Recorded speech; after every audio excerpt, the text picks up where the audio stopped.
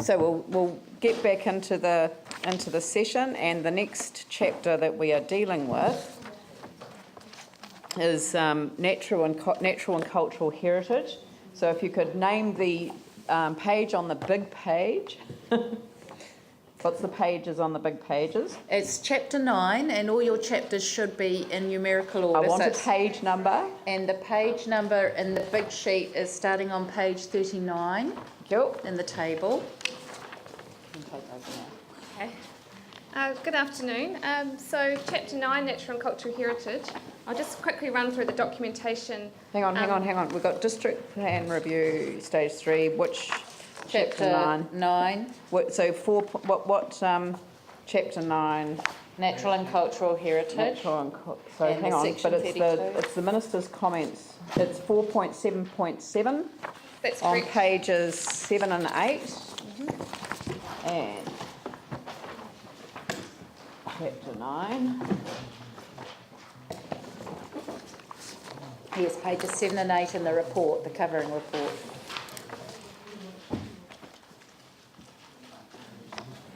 Chapter 9.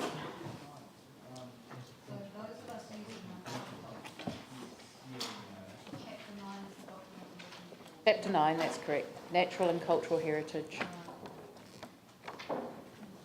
So the package of material that makes up chapter 9 are the actual planning provisions. I'm really sorry. Sorry, I'm looking for the... 3, 4, 5, 6, 7, 8, around 10 chapter 9s. They sound like section 32 requirements. Yeah.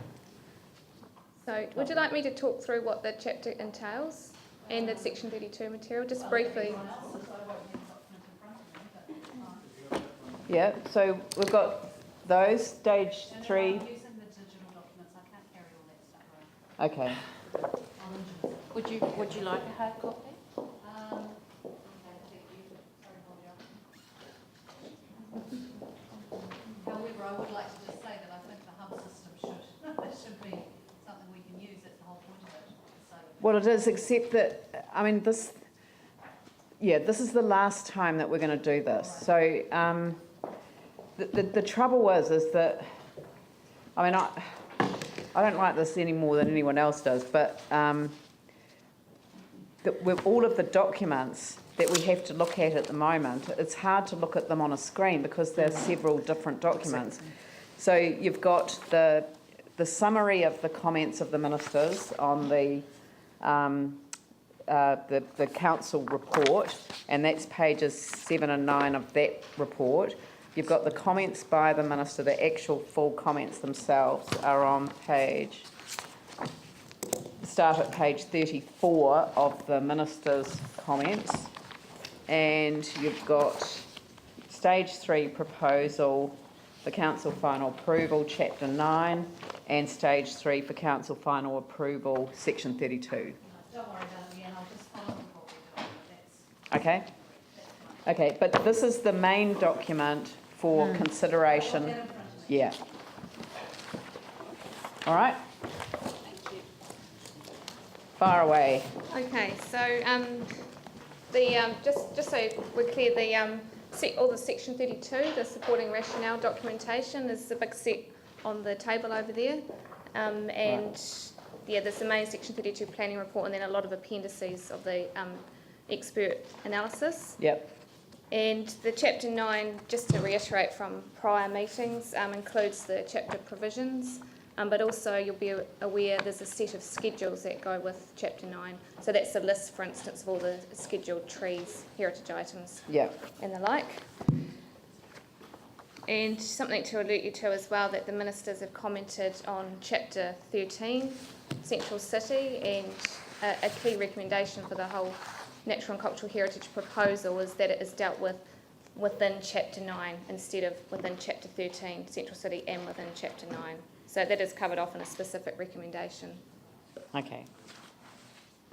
So just to introduce Debbie Hogan, and I'm Caroline Racklin, and we have other planners and experts available today to help answer questions.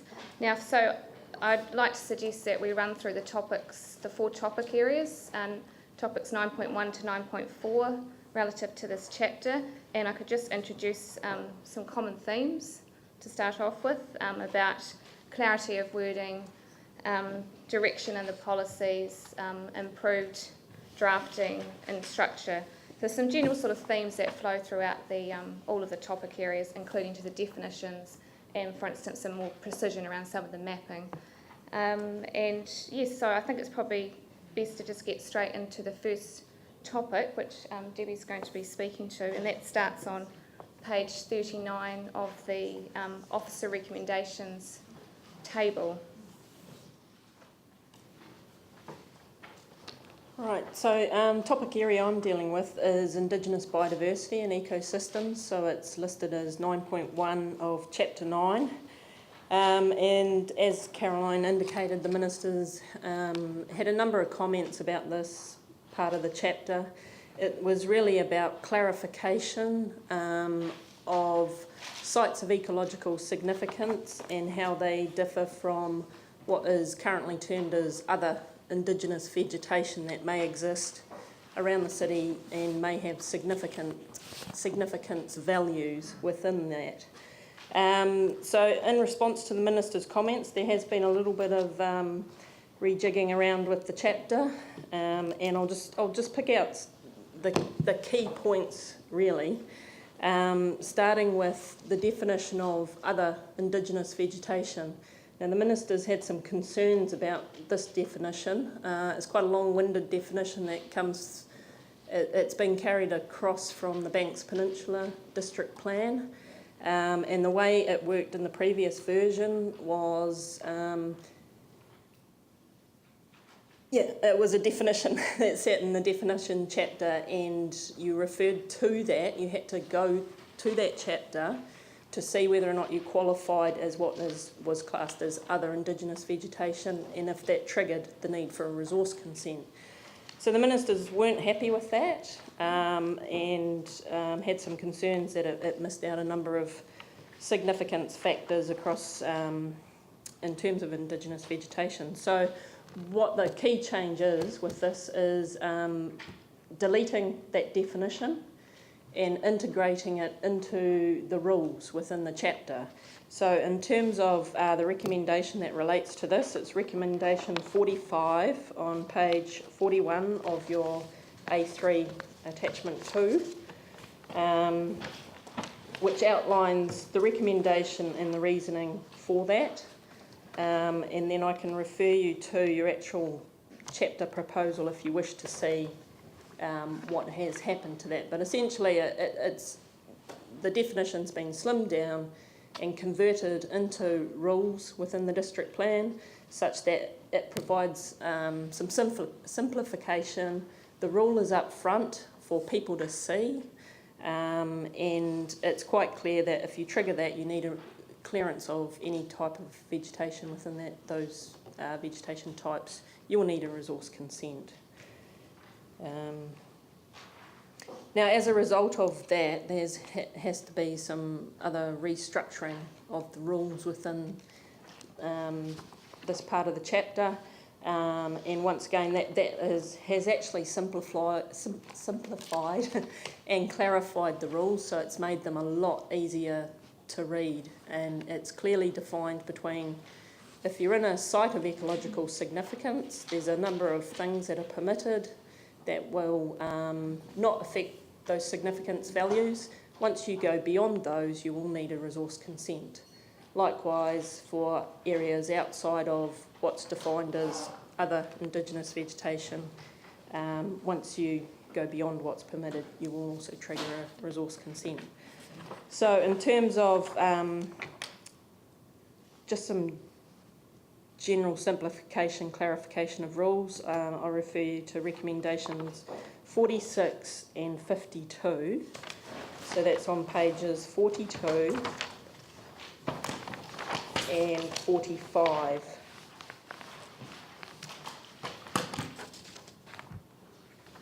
Unfortunately, there's no easy way to explain some of these recommendations because they all intersect with each other, and in response to one recommendation, it's resulted in a number of changes. But hopefully, this is the best way to outline the key changes for you.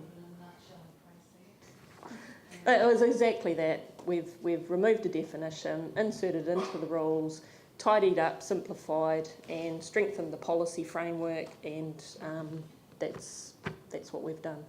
And is that going to be generally acceptable to the government officials when you appear in front of the hearings panel? Yes, we actually worked with Department of Conservation in trying to actually understand a lot of their comments, and worked with them to try and reach some sort of middle ground as to what they believed was would be workable.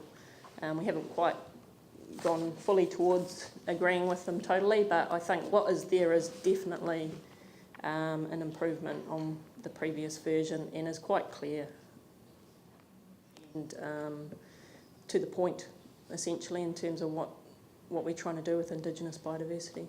Okay. All right. So that's, where are we, which recommendation now?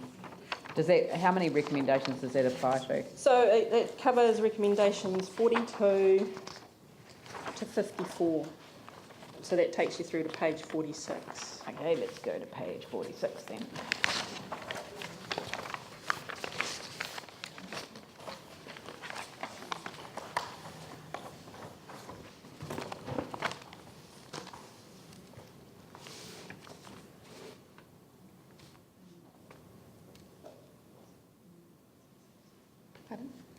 So were there any more questions on Indigenous biodiversity and ecosystems then? Oh, sorry, Ali. This isn't the place to ask it because this relates to an issue we're dealing with Capitoni Stream at the moment. I know this will come after. Will this essentially strengthen then the requirements of, say for the sake of argument, NZTA putting in or widening roads into an area that has a biodiversity significance or a cultural significance? Will it strengthen the requirements for them to address those compared to the situation we have at the moment, generally speaking?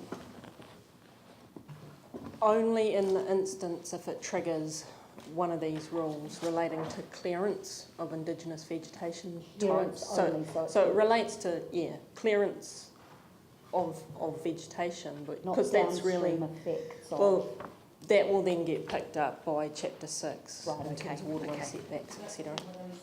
Is this stronger than the current operative plan now? And specifically in relation to waterways, or just... That's probably a question for Chapter 6 to answer. Yep. Glenn? Thank you. This might be neither here nor there, but we have a biodiversity strategy, and this is something that people like Colin Merck has wanted to really promote further. So is this,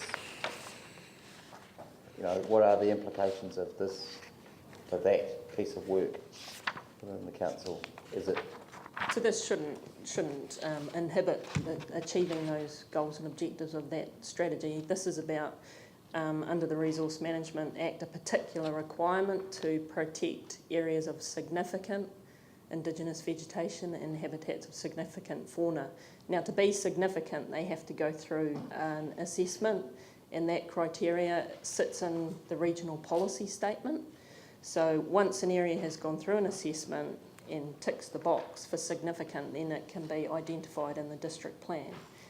And those are essentially, I guess you'd describe them as the jewels in the crown, where they're the highest level of protection, and then whatever the biodiversity strategy wants to achieve, it may want to then connect them through waterways and things like that. So it's part of the big picture. Well, I'm just trying to interpret what it means to remove that definition, whether it would serve to undermine... No, it doesn't. Okay. No. All right. Moving right along. Okay, thanks. So the next topic is the landscapes topic, and that starts on page 46 of your officer recommendations.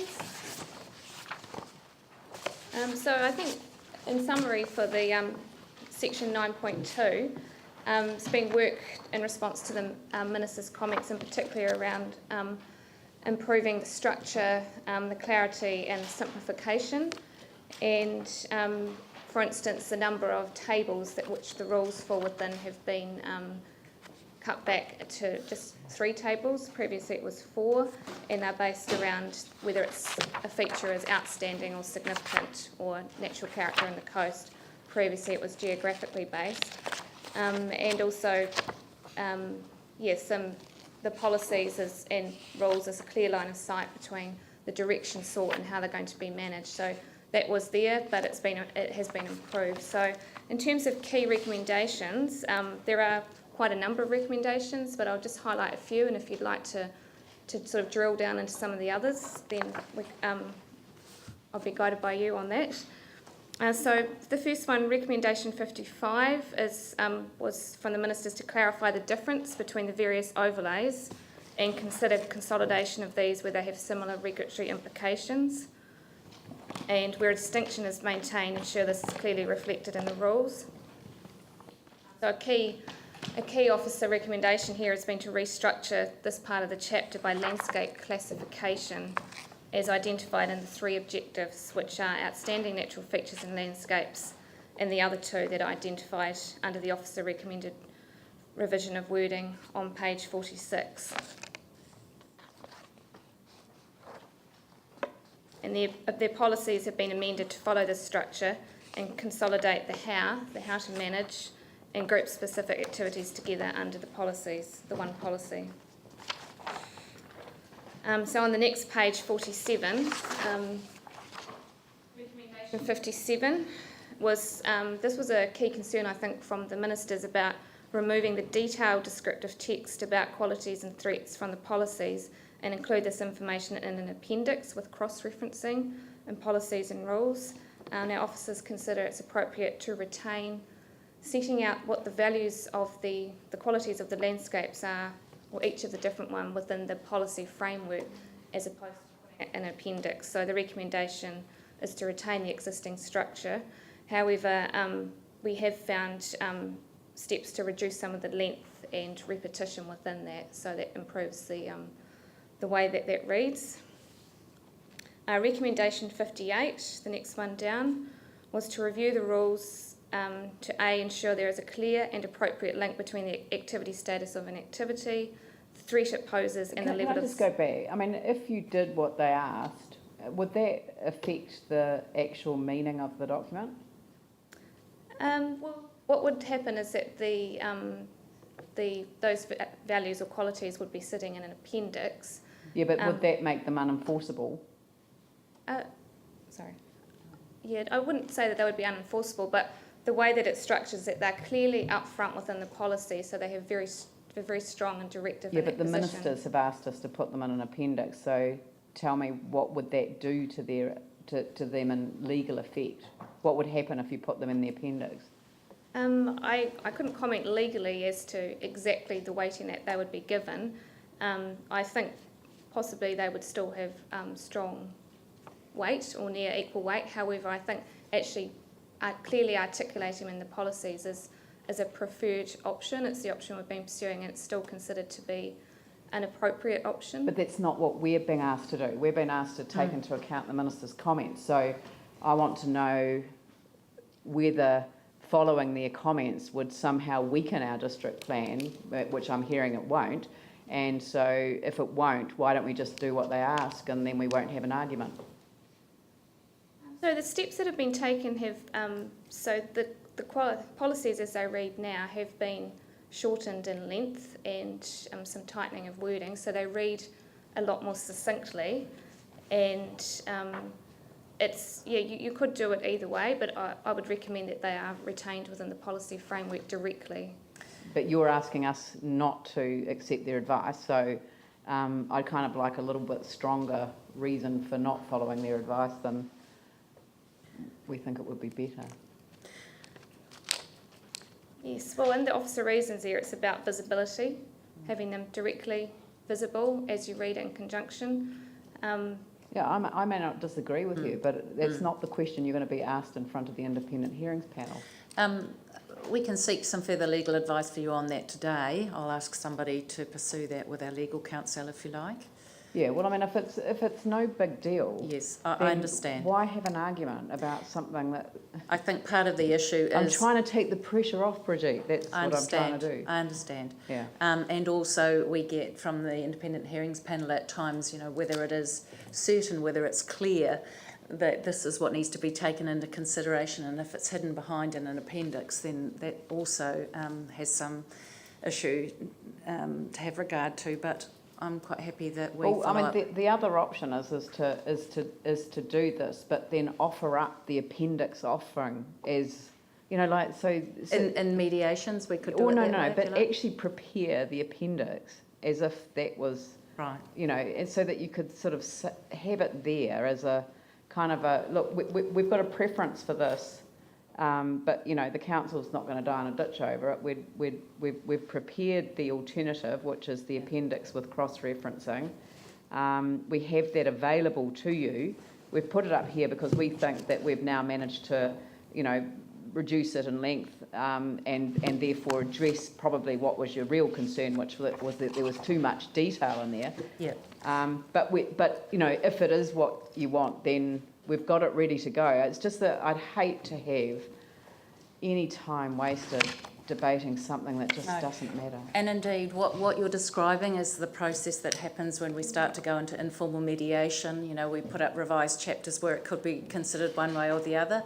However, there may be other interests or submissions in this chapter who consider it should be in the policies for the reasons that we've discussed. But take on board what you're saying. We have bigger fish to fry. Yep.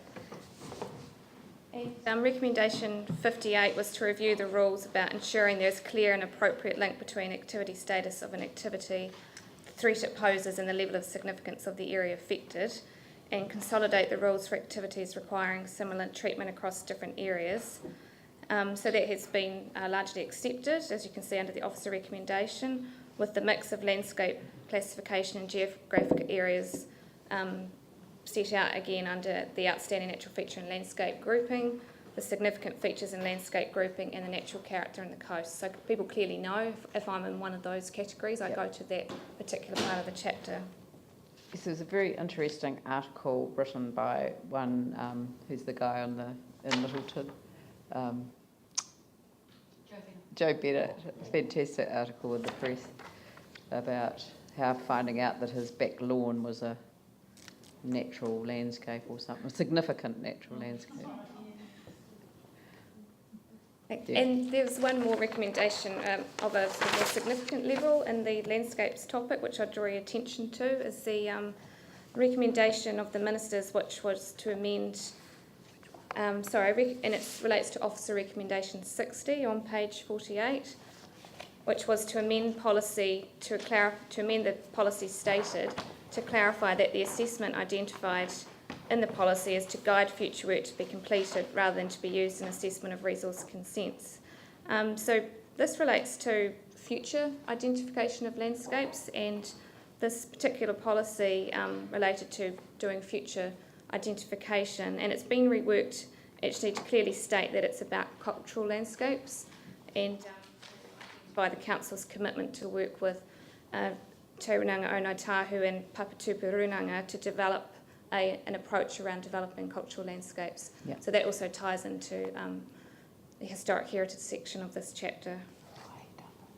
Yep. And under, just something to signal as well in conjunction with that, for the historic heritage chapter, there is also a commitment to do plan change work with Ngāi Tahu and the Runanga for Wāhi Tapu and Wāhi Taonga. So that's clearly set out there.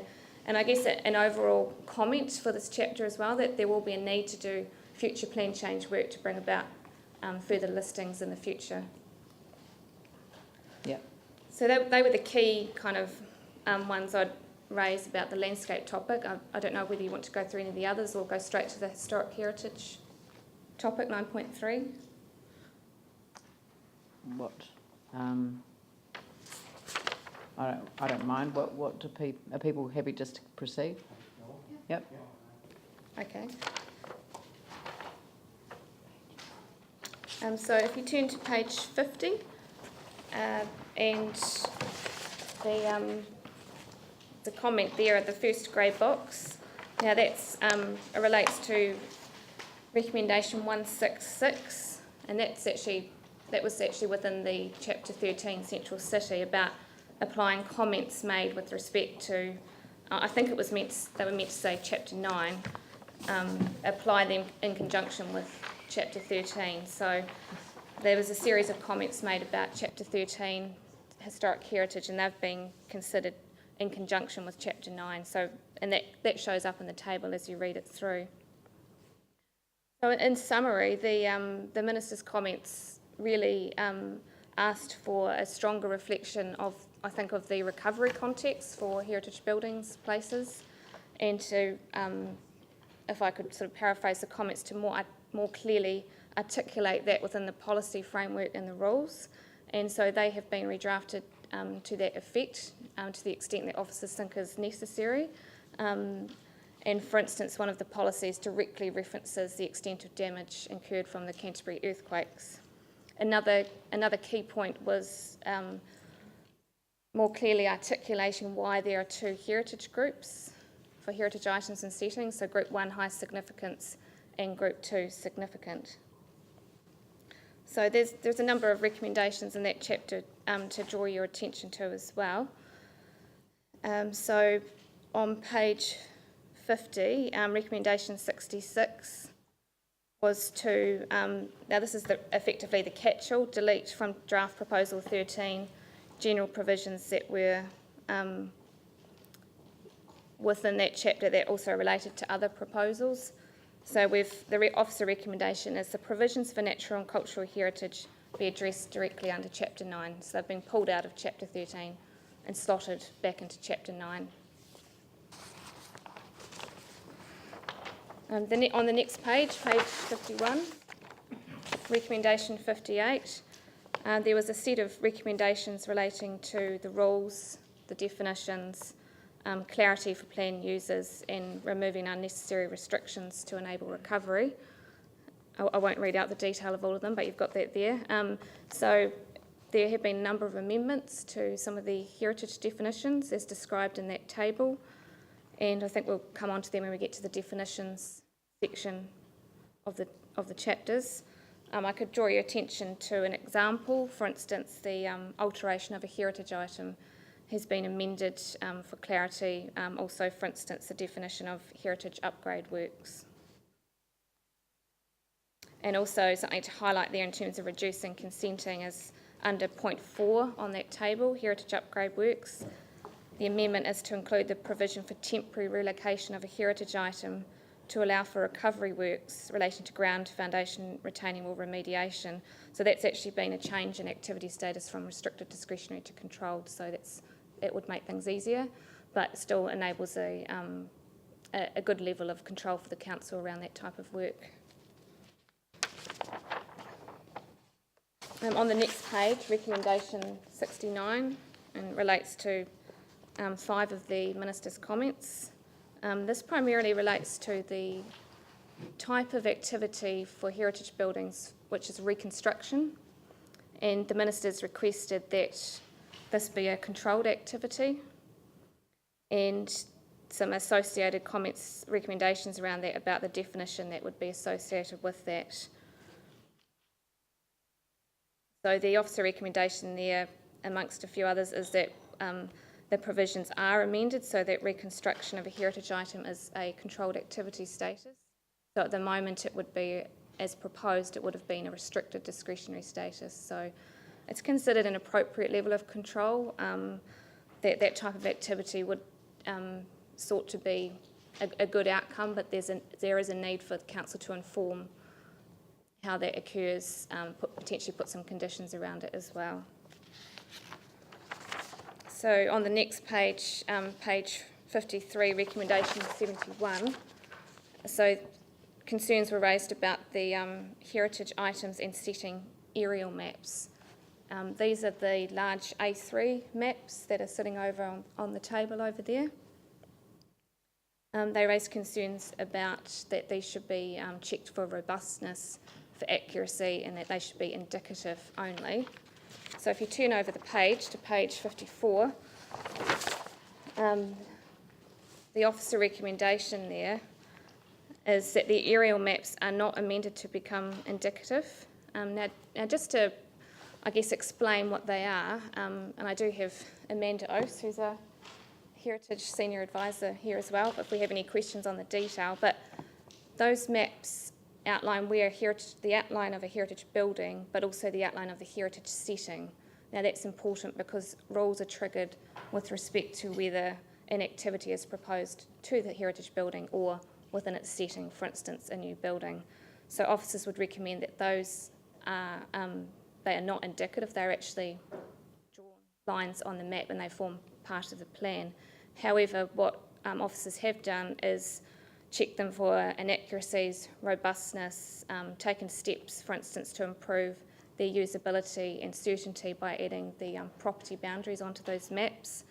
And we would also request that there's some ability to do a little bit of ongoing work from here to notification to add some dimensions onto a few of the heritage maps. For instance, to say from this point to this point, it's a 6 metre dimension where it's not easily read from the aerial map as it stands. So that would be a specific recommendation that's reflected in the table there. Going down from there on page 54, this links back to the comment I made at the start about having a clearer rationale for why there are two heritage groups. And in summary, the policy framework and the rules have been amended to reflect that, most distinctly at the policy level and also in the matters of control and the matters of discretion, and a small change in one of the rules, but it's predominantly at the policy direction level in matters of control and discretion. And on page 55 there is a change to actually have a slightly higher level of control for one of the types of works which are heritage investigative works, so we're recommending that for Group 1 heritage buildings that's actually a controlled activity as opposed to permitted. Then on page 56, recommendation 75 was to add policies recognising the need to recognise and provide for earthquake recovery, seismic and building code upgrades, adaptive use, reconstruction, and to reflect the continued state of recovery. And the Minister's actually asked us to consider some more consistency with some of the policies in the operative plan for the central city.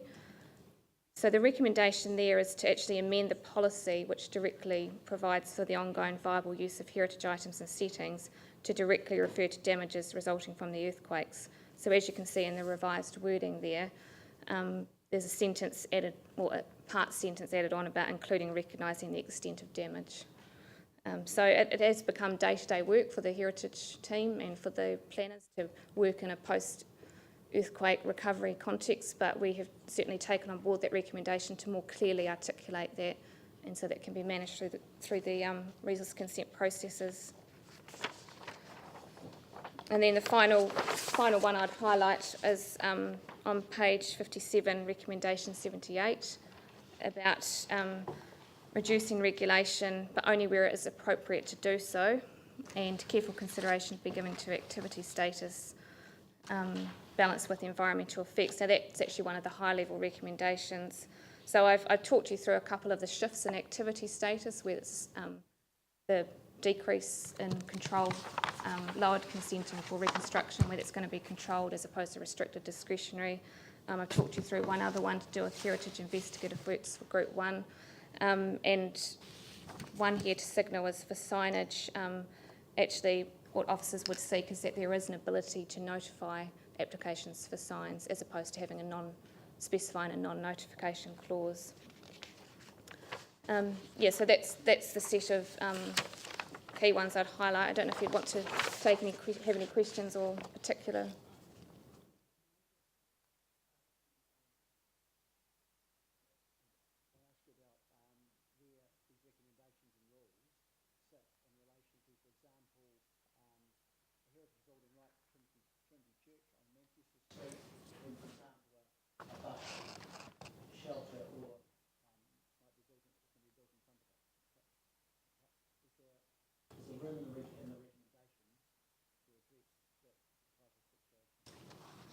So the way that the heritage, and I might ask Amanda to come up as well, the way that the heritage provisions have been drafted is to make, to give a good level of protection, a high level of protection around heritage, but also to enable day-to-day sort of work to adapt buildings to enable ongoing use. And I think the way that the provisions are drafted is they would carefully look at what other sort of land use activities need to occur and how they could occur, and making sure that they tie in well with the heritage context and the need to protect the heritage places. So would Sarah be subject to that in the future? Sorry, would Sarah? Would Sarah, who are responsible for putting in the bus interchange, would they be subject to the same requirements too? I'm not familiar with the particular case that you're referring to, but if something fell within a heritage place or a setting, then these controls would apply, yes, regardless of ownership. Yeah, there's a shelter going adjacent to Shan's the Trinity, Trinity Church and Shan's Emporium building. which is just going to be moved there. Been moved. I mean, the situation there is that you've got a building. It's a boundary issue. Basically, you've got a building that's right up next to or proposed to go right up next to the boundary of the road, and the road is also being used by the public for the bus exchange, the bus super stop. What we're trying to do is to negotiate that the super stop is moved slightly further down the road. The problem is, yes, that if you are going to build up to the road boundary, you're potentially going to have a conflict with anything that's built in the road, and these are structures in the road that the super stops. You have to have, I suppose, some degree of flexibility in your planning to anticipate that there will be a potential structure in the road, and I suppose there is still flexibility in the plans to pull Shan's back slightly so that it doesn't conflict with any structure in the road. But there is a little bit of... Pull the building back rather than the... Yep. The building isn't in its final location at the moment. It's notionally planned to sit in a particular part of the site, and ideally it would be up to the road frontage, because that's where the building was prior to the move. It used to sit on Hereford Street right next to the road boundary. But we do have to kind of take into account that there may be structures and also trees in the road reserve, which we have got no control over, or the private individual has got no control over. So there's not really a lot we can do. There will be some conflict there. Well, can I just add, in terms of the settings and how those have been mapped, in some instances we have gone into road reserve for the settings. For example, the Bridge of Remembrance, you'll see if you look at the map, we do include the road in front of the Bridge of Remembrance to protect views and relationships and effects there. But we haven't done it consistently for all our buildings, say in the central city. We haven't consistently included the footpath, but if we did, that would cover off being able to protect from shelters of a certain height. So in fact, to get any real sort of visual protection for the Trinity Church, say, in fact, these probably aren't strong enough. Yes, so where there's a setting, there is a control around new buildings. So it would depend what size of what is being proposed and whether it triggers a consent requirement. But I think it's a balance, though, trying to make sure that there's enough sort of protection about views and how things connect or are seen together with a heritage building, but also about allowing for these day-to-day activities to occur. But that would be, if a resource consent was needed, that's the type of thing that would be considered through the process. Okay, thank you. Because clearly it would be a great shame if, in fact, because of the bus shelter, which we all want, if the Trinity Church save was to be obscured. It won't be the Trinity Church as such, it's going to be the Shan's. Shan's building. Yeah. And probably that wasn't anticipated when they designed the layout. Thank you for explaining that. Yeah.